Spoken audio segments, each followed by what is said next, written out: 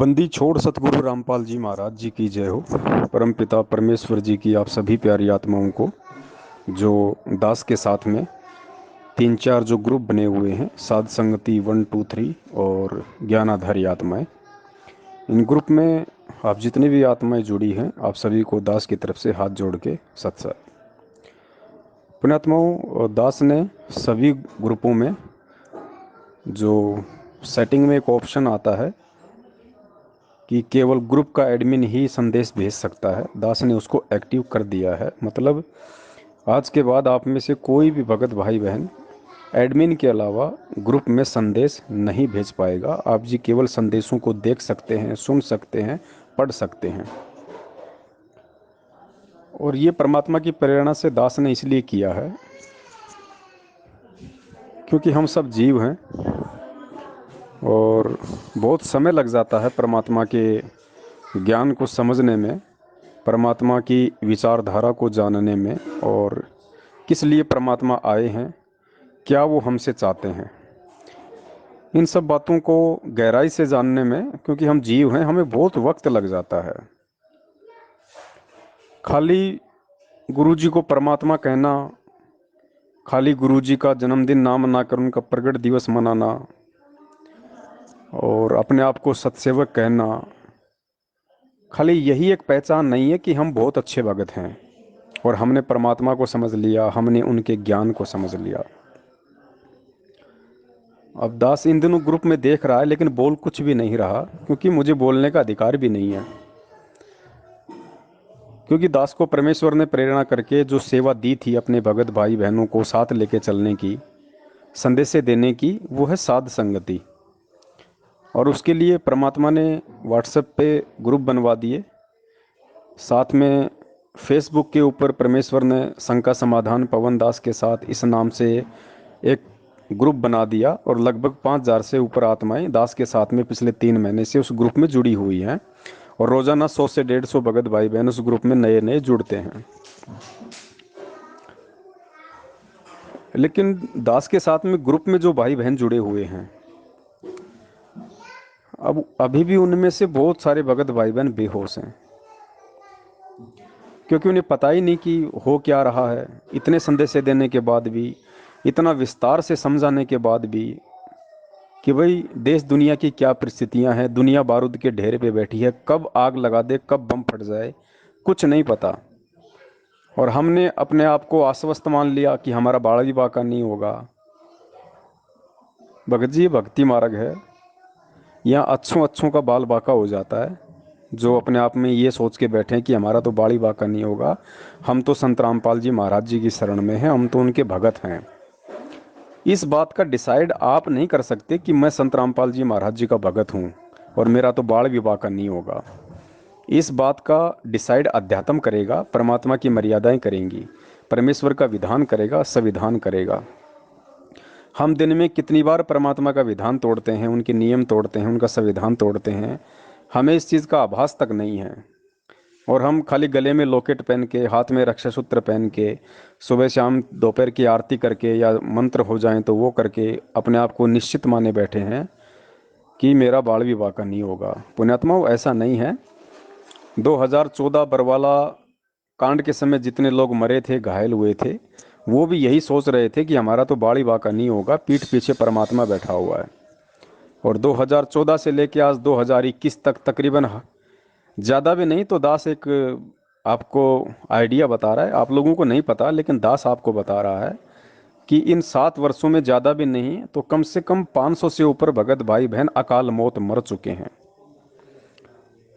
वो भी यही मान के बैठे थे कि हम तो गुरुजी की शरण में हैं, हमारा तो बाड़ी बाका नहीं होगा।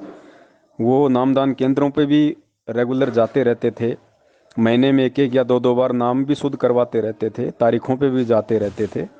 सारनाम भी ले लिया था उन्होंने, किसी ने सतनाम ले रखा था, किसी के पास प्रथम नाम था। दान धर्म भी खूब कर रहे थे मैनेजमेंट को। और वो भी यही सोच रहे थे कि हमारा तो बाड़ी बाका नहीं होगा। लेकिन किस तरीके से बाड़ बाका हुआ आप लोगों को अच्छे से पता है।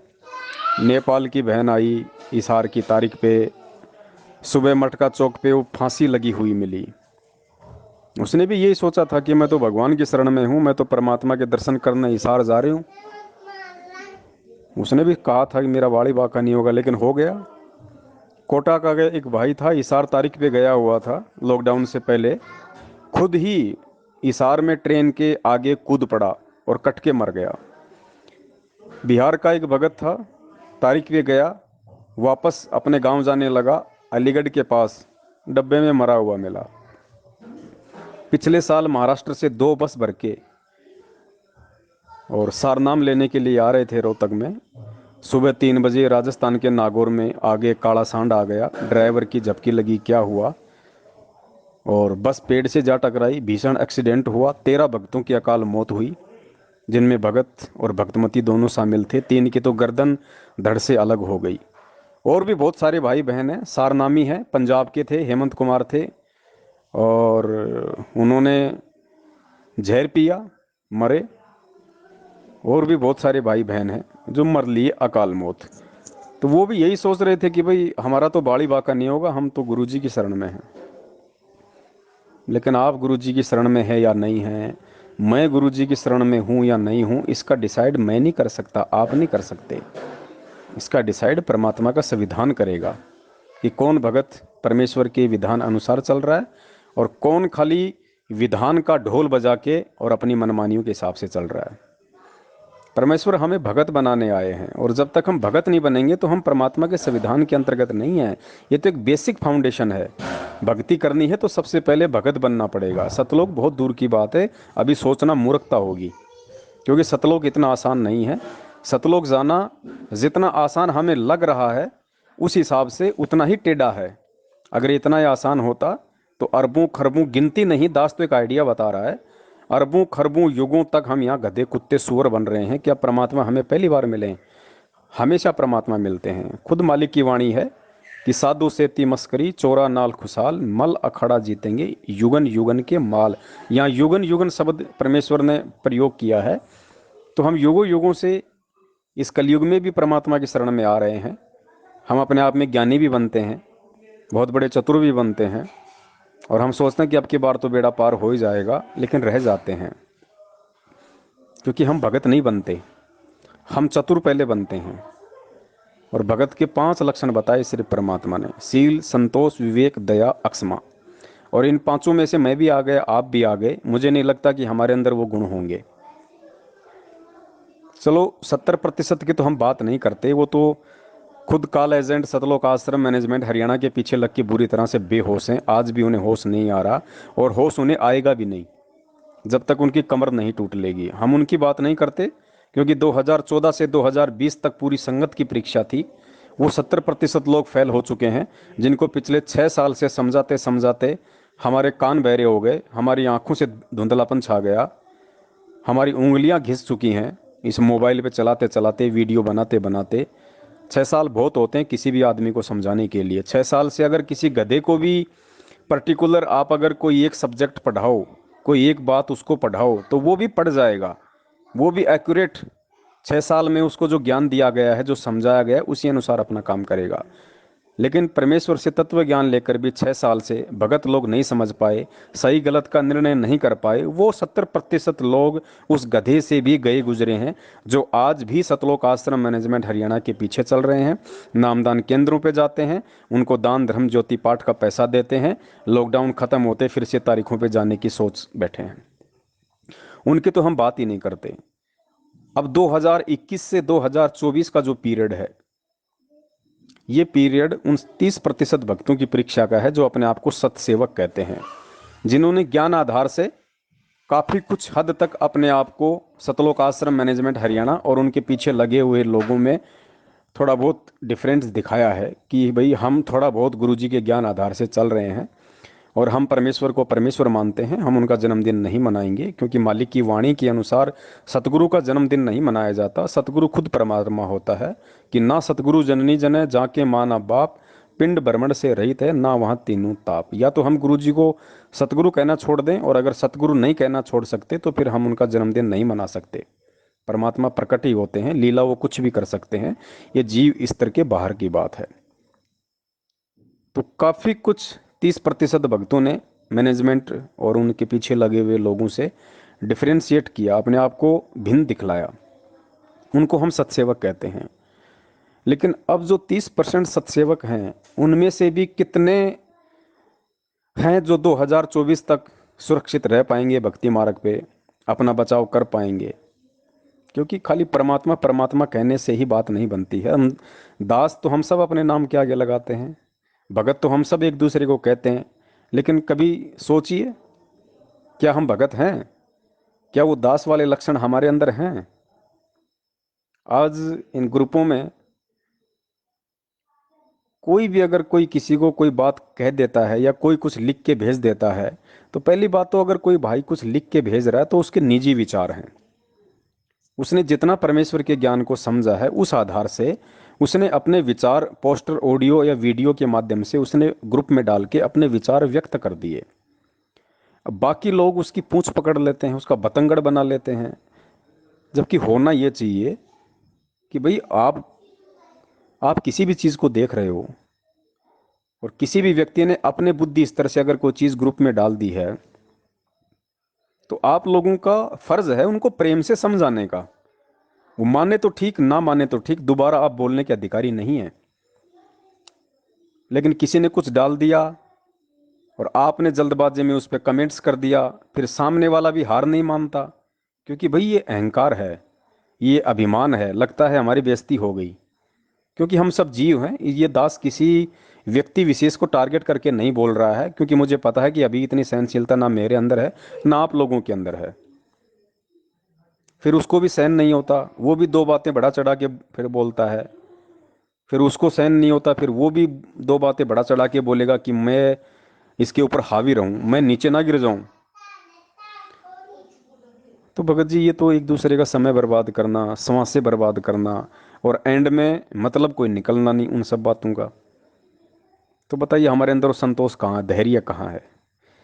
पहली बात तो आप किसी कोई कुछ भी भेजे भाई, चाहे कोई ग्रुप में नंगा वीडियो भेज दे, नंगी फोटो भेज दे, आप क्यों टेंशन ले रहे हो? आप क्यों चिंतित हो रहे हो? आप अपने आप को संभाल के रखो भाई। उसने भेज दिया, उसको जितना ज्ञान था, परमेश्वर कहते हैं जिसकी जितनी बुद्धि उतना दे बताए, उसका बुरा मत मानियो, वो अधिक कहाँ से लाए। जितना उसके पास में था, उसके भेजे में था, उसने अपने विचार व्यक्त कर दिए। अब अगर आप उसके विचारों से असहमत हैं, सहमत नहीं हैं, तो आपका फर्ज ये बनता है कि आप उसको प्रेम से समझाएं। आप उसके ऊपर गुस्सा करने के अधिकारी नहीं है, क्योंकि आप उसके बाप नहीं भाई। आप उनको प्रेम से समझा सकते हैं कि भगत जी आपने जो किया ये परमेश्वर के ज्ञान आधार से ठीक नहीं है, बाकी आपकी मर्जी, बस इतना कह के आप छोड़ दीजिए। उसके बाद ही वो क्या जवाब देता है, क्या जवाब नहीं देता है, उसके बाद भी अगर आप रिएक्ट करते हो तो ये कहीं ना कहीं सामने वाले का अहंकार है। और हमें बुरा मानना नहीं चाहिए भाई, ये ग्रुप में ठीक है, कोई जो मर्जी डाले, हमें क्या लेना देना उससे। अगर आप ग्रुप एडमिन है तो आपको अच्छा नहीं लगता तो आप उसको रिमूव कर दीजिए। आप ग्रुप एडमिन नहीं हैं और आपको उसकी बातें अच्छी नहीं लगती, आप उसकी बातों से सहमत नहीं हैं, तो आप उसको संदेशा दे सकते हैं, संदेशा, ओनली संदेशा। उसके साथ में जिरह नहीं कर सकते, बहस नहीं कर सकते। आप जो परमेश्वर के ज्ञान से नहीं समझा, 27 साल की मेहनत से नहीं समझा, वो 2 मिनट आपके गुस्सा करने से समझ जाएगा। आपने कैसे सोच लिया ये? भाई दास क्यों नहीं बोलता इन ग्रुपों में? दास सबके विचार देखता है, सबकी बातें सुनता है। क्यों नहीं बोलता दास? क्योंकि अच्छे से पता है दास को कि जीव को सहन नहीं होता। आदमी तुरंत अपनी बेइज्जती मान जाता है। ठीक है, सामने नहीं बोलेगा, लेकिन अंदर से वो वैर पाल लेता है, ईर्ष्या भाव पाल लेता है अपने अंदर। तो भाई मैं दोषी क्यों बनूं किसी को बोल के? भाड़ में जाए सामने वाला। परमेश्वर कहते हैं कबीरा तेरी झोपड़ी गलकटियन के पास, जो करेगा सो भरेगा, तू क्यों भया उदास। कोई ग्रुप में जहर खा रहा है तो वो मरेगा ना, मुझे क्या ऑब्जेक्शन है? दास तो ये कह सकता भैया जहर है, जरा ध्यान से, बस। उसके बाद वो कहे नहीं नहीं जहर नहीं, ये दूध है, तो मैं ये भी नहीं कहूंगा कि ठीक है भाई दूध है तो पी ले। मुझे फिर बोलने का अधिकार ही नहीं है। जिसने मेरे कमेंट्स के ऊपर विचार ही नहीं किया, तो फिर मैं बोलने का भी अधिकारी नहीं हूँ। तो इसलिए दास सभी भाई बहनों को ग्रुपों से म्यूट कर रहा है। आप केवल सुन सकते हैं, आप केवल देख सकते हैं, आप कुछ बोल नहीं सकते, आप कुछ भेज नहीं सकते, क्योंकि भेजने के लायक है नहीं अब। और जिसको ग्रुप में रहना वो रही है, जिसको नहीं रहना वो ग्रुप छोड़ सकता है। क्योंकि मुझे ये ग्रुप बना के कोई पेंसिल तो मिल नहीं रही, और पेंसिल भी मिलती तो मैं थोड़ा ना किसी की गुलामी करूं, किसी की वो करूं। ये सबके अपने निजी विचार हैं। दास ने केवल इसलिए जोड़ा था कि साथ रहेंगे, जानकारी रहेगी, एक दूसरे के संपर्क में रहेंगे, विचारों का आदान प्रदान होता रहेगा, छोटी मोटी कोई किसी की शंका होगी पूछ सकता है। लेकिन शायद वो अधिकार आप लोग नहीं रखना चाहते अपने पास में, और आप लोगों को लगता है कि हम तो खुद ही इतने बड़े ज्ञानी हो गए हैं, हमें किसी की अब ज़रूरत ही नहीं है। हमें ना साध संगति की ज़रूरत है, ना हमें किसी और चीज़ की ज़रूरत है, हमें खुद बहुत ज़्यादा ज्ञान, हम खुद इंटेलिजेंट हो गए। तो बहुत अच्छी बात है, आप इंटेलिजेंट हो गए, ये आपका सौभाग्य है। और हमें खुशी है कि साध संगति कर करके हमारे भगत भाई बहन इतने इंटेलिजेंट हो गए हैं कि अब उन्होंने दूसरों के परामर्श की आवश्यकता ही नहीं है। बहुत अच्छी बात है। तो ग्रुप से दास सभी को म्यूट कर रहा है, जिसने रहना है रहिए, जिसने ना रहना वो ग्रुप छोड़ सकता है। और फेसबुक के ऊपर जो ग्रुप बना हुआ है शंका समाधान पवन दास के साथ में, वहाँ काफ़ी भगत भाई बहन जुड़ रहे हैं। और दास को ना कोई देखो, अगर आप लोग अपने आप को बचा लोगे, अपनी भक्ति को बचा लोगे, तो मुझे कुछ नहीं देने वाले, ना मुझे कुछ मिलने वाला, और ना मेरा इसमें कोई स्वार्थ है। और अगर आप लोग फेल हो जाओगे, आप लोगों के पास कुछ नहीं रहेगा, तो इसमें भी मेरा कोई नुकसान नहीं है, और ना मुझे इसमें कोई दुख होगा। दास तो केवल जो प्रेरणा जो परमात्मा ने दास को की, उस आधार से केवल आप जी सभी भाई बहनों को साथ लेके चलने की कोशिश में था।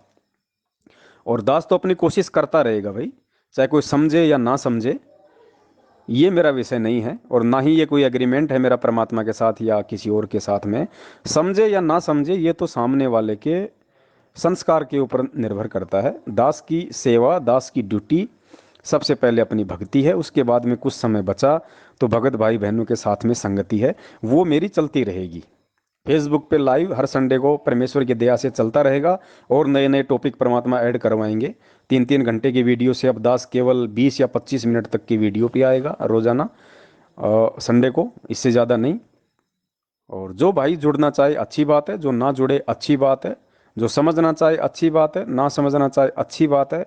दास केवल परमेश्वर के निमित्त होके अपनी ड्यूटी करता रहेगा। और कोई गलत कर रहा है तो दास बिल्कुल भी नहीं टोकेगा, क्योंकि अब टोका टाके का समय नहीं है। जिसने समझना है वो वीडियो देखिए, हज़ारों की संख्या में परमेश्वर ने वीडियो बनवा दिए हैं। अब किसी को ना ही पर्सनली समझाया जाएगा। जिसने समझना है सारी वीडियो देखो भैया, सारी वीडियो देखो, खुद भी मेहनत करो, थोड़ा आगे बढ़ो, बैठे बैठे खाने की आदत छोड़ो, खुद मेहनत करो थोड़ा। और बस दास का तो यही विनती थी, यही निवेदन था। बाकी आप सबकी अपनी मर्जी है, क्योंकि दास खुद महसूस कर रहा है कि काल भगवान का कितना प्रेशर इस समय दास के ऊपर है, कितना प्रेशर दास के ऊपर इस समय है। तो सोचो, ये 2021 है, अभी 3 साल बाकी हैं परमेश्वर के लगभग आने में। दास कह सकता है ज्ञान आधार से, कोई निश्चित नहीं कह रहा दास, कोई फाइनल नहीं है, कोई भविष्यवाणी नहीं कर रहा। लेकिन भविष्य वक्ताओं ने जो भविष्यवाणियां की हुई हैं, और जिस हिसाब से वर्तमान की परिस्थितियां हैं और आने वाले 2-3 साल में बिगड़ने वाली हैं, उस हिसाब से दास एक आइडिया लगा रहा है भगत होने के नाते कि 2024 तक परमेश्वर दया कर सकते हैं, क्योंकि 2024 तक बहुत कुछ स्थितियां हो सकती हैं बिगड़ जाएं दुनिया की। तो परमेश्वर बिगड़ी हुई परिस्थितियों को या तो बिगड़ने से पहले ही संवारने आते हैं, या बिगड़ने के बाद में उनको बनाने आते हैं। बाकी बिगाड़ तो होना ही होना है भाई, दुनिया का तो सत्यानाश होना ही होना है। अगर सत्यानाश ही होना है तो फिर परमेश्वर के आने का फायदा क्या। इसलिए परमेश्वर आएंगे जरूर, अपना संदेशा जरूर देंगे। उसके बाद भी लाखों करोड़ों की संख्या में ऐसे कर्महीन होंगे जो सब कुछ जान के भी, सब कुछ पहचान के भी, और उनको फॉलो नहीं करेंगे। वो फिर बाद की बात है। बाकी 2024 तक बहुत ही भयंकर समय है भक्तों के लिए। जगत तो पहले से मरा हुआ है, उनका क्या मरना, ये भक्तों क्या है सारा सिस्टम। क्योंकि जो परमेश्वर ने 27 साल तक मेहनत करके 1994 से 2014 तक जितने भक्तों को छांटा था, उनमें से कितने प्रतिशत जा चुके हैं। वो भले ही 3 टाइम की आरती का घंटा पीट रहे हैं, भले ही मंत्र कर रहे हैं, भले ही अपने आप को भगत कह रहे हैं, लेकिन वो भगत की श्रेणी से बाहर हो चुके हैं। जिस प्रकार काशी में परमात्मा ने 64 लाख की परीक्षा ली थी, हम सारे फेल हो गए थे। उसके बाद भी परमात्मा ने 25 साल तक सत्संग किए, और हम सभी लोग फिर धीरे धीरे वापस परमात्मा के सत्संगों में जाने लग गए थे। और परमात्मा भी यही कहते थे, बच्चों भक्ति करो सब सतलोक चलेंगे, भक्ति करो सतलोक चलेंगे। लेकिन फेल तो हम पहले ही हो चुके थे। ठीक ये स्थिति वर्तमान में है, 70% संगत फेल हो चुकी है। जो जो व्यक्ति ये ऑडियो सुने, जो जो व्यक्ति आज भी सतलोक आश्रम मैनेजमेंट हरियाणा से सवाल पूछने की हिम्मत नहीं कर पाता है, या उन्हीं के विचारों पे चलता है, उन्हीं पीले पर्चों के आधार पे चलता है, ऑडियो को सत्य मानता है, और दान धर्म ज्योति पाठ का पैसा उन लोगों को देता है, और इनके जितने भी आश्रम बने हुए वहाँ पे जाता है, और इनके कोऑर्डिनेटरों के संपर्क में है, तो समझ लीजिए वो 70% में है, और वो व्यक्ति फेल हो चुका है। वो भले ही अपने आप को भगत कहे, जब तक उसके संस्कार हैं, उसकी बैटरी है, तब तक वो अपने आप को सुरक्षित महसूस करे। लेकिन आगे उसकी भक्ति नहीं है, जब तक परमेश्वर दोबारा से दया ना करे। बाकी 30% भाई अभी भयंकर दौर से गुजरना बाकी है। ये 30% ही की परीक्षा है 2021 से 2024। और जब परीक्षा होती है तो परीक्षा होती है छटनी करने के लिए। तो छटनी तो होगी, इसमें कोई दो राय नहीं है। 5-10% भी बच जाएं तो बहुत एक खुश नसीब होगी उन आत्माओं का। दास भी अपनी पुख्ता नहीं कह सकता, क्योंकि ये भक्ति मार्ग है। कोई अपने आप को यहाँ पे ये ना कहे कि भाई मैं तो बहुत बड़ा भगत हूँ, मैं तो बच जाऊँगा। यहाँ काल का लोक है, हम सब यहाँ पे अंडर ट्रीटमेंट हैं। जरा सी चूक हुई, काल का दाव लगा, और परमेश्वर फिर ज़बरदस्ती करेंगे नहीं, ये उनका विधान है। तो यहाँ अपने आप को कोई ये नहीं कह सकता कि हम अंत तक इस भक्ति मार्ग पे टिके रहेंगे, या हम परमेश्वर की शरण में बने रहेंगे। ये तो केवल परमात्मा से प्रार्थना कर करके, परमेश्वर के चरणों में मत्था टेक टेक के, गिड़गिड़ा के, केवल भक्ति दान ही मांग के हम सुरक्षित रह सकते हैं, अन्यथा और दूसरा कोई चारा नहीं है। बाकी आप सभी के अपने विचार हैं, जो जैसा करेगा वैसा समय आने पे अपना पाएगा। सत्साय जय हो बंदी छोड़ के।